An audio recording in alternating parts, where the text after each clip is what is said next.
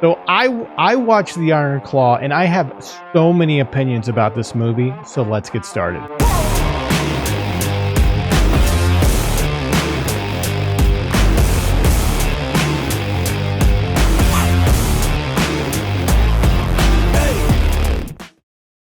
So I'm trying really hard not to spoil anything. For anyone that may not know about the Von Erich story, do not look it up. Watch this movie. It comes out December 22nd. Watch this movie and then do a deep dive into the family. Sean Durkin made a few choices in the story to condense a few things and leave a few characters out just for the sake of making this watchable. Because if you really include all the true things that happened to this family, it would be a really, really rough watch and hard to put into a 2-hour movie. So The Iron Claw was written and directed by Sean Durkin, and it stars Zac Efron as Kevin Von Erich. And if you're not familiar with the Von Erich story, it's a story about Texas wrestling royalty in the 80s.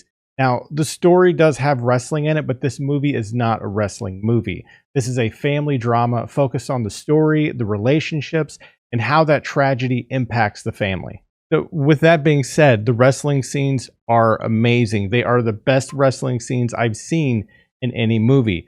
Zac Efron transformed his body. Okay, we've seen him in good shape before, but he has a professional wrestler's body in this movie.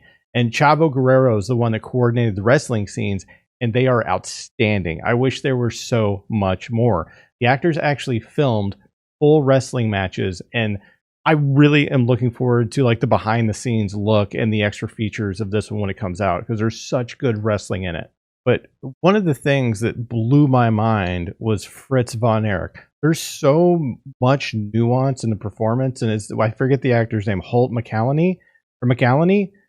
His performance was incredible. Like, if you grew up watching the Von Erichs, you kind of saw Fritz go up every now and then. It was amazing seeing him portray this big, domineering father figure who really wants to push the family into wrestling. You want to view him as a villain, but Holt's performance, you still feel kind of that love he has for the boys. He cares for his kids, but he just can't help himself. So I'm trying to keep this spoiler free, but in the movie, you see the rise, all the brothers working together, the kind of their connection, their sweetness, the family. It's great.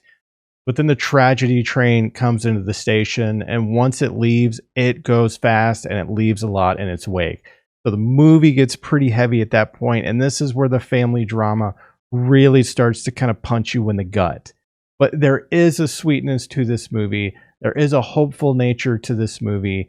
Ultimately, this movie is about family. It is about love, and it is about finding your emotional voice. Now, if you're into family dramas, you're going to be pretty happy with it. Now, if you love upbeat, like happy, upbeat movies, this one might be a little bit of a struggle, but it is still an amazing story that is definitely worth watching.